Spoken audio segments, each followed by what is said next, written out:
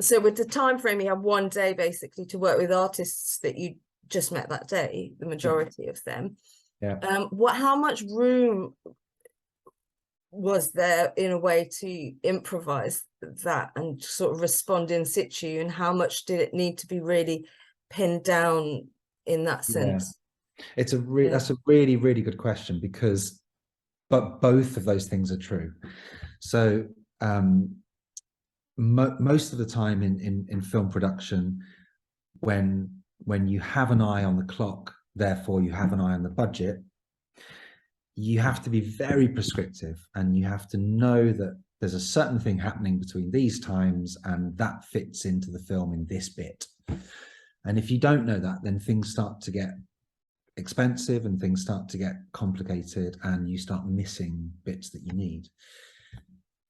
As you said, we hadn't really met the people in front of the camera. We didn't know what they might do specifically when they weren't playing their instrument. However, we knew that we had an amount of time, and we knew we had an amount of locations.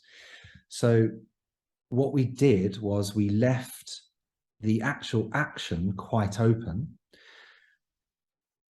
in its specificity, in its specificness, or however, we had a very clear guide for the people in front of the camera. So we knew that for an hour between this time and that time, there would be a certain scene that would be covered, and we knew that the people in front of the camera would be either playing an instrument or moving through a space.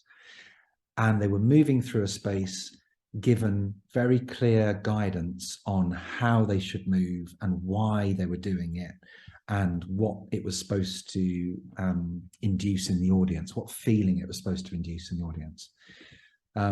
And to help that process, we enlisted the help of some graduates from LIPA, Liverpool Institute of Performing Arts, some young movement artists that I'd worked with previously that I knew could come in and help be a movement focus for the film in certain elements of it, when the music playing wasn't the focus. So we planned out the cameras, planned out the time that the cameras would shoot the particular scene and what the start and end point was. And then everything in between was really just left to, you know, to let's see what happens and let's see how it goes. And we would know at the point. And obviously doing that requires, you know, really experienced production crew. And luckily enough, because of the past couple of years, we had been employing some really great musical camera people who were very, very adept at working with classical music in particular.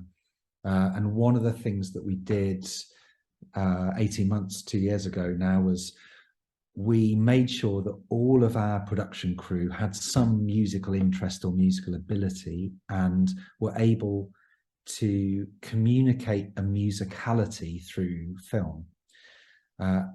So that meant that they could respond visually to musical inspiration, which is not actually very common in a lot of film crews, you know, so that was the thing. So that meant that we knew we had a good chance of being successful, but we weren't completely sure.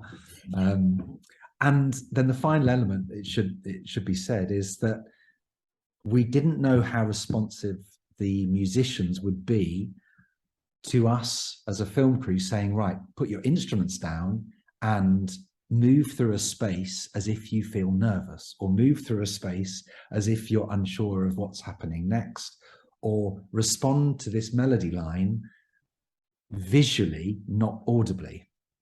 Some people can do it and some people can't.